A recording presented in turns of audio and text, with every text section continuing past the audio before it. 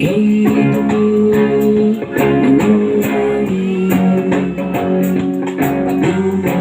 ang mga ilog natin.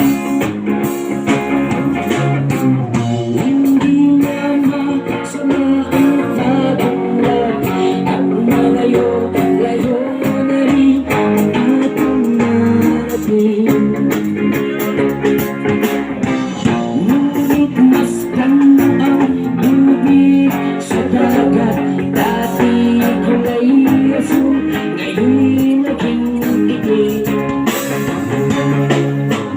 Ang mga tuwing ikinaw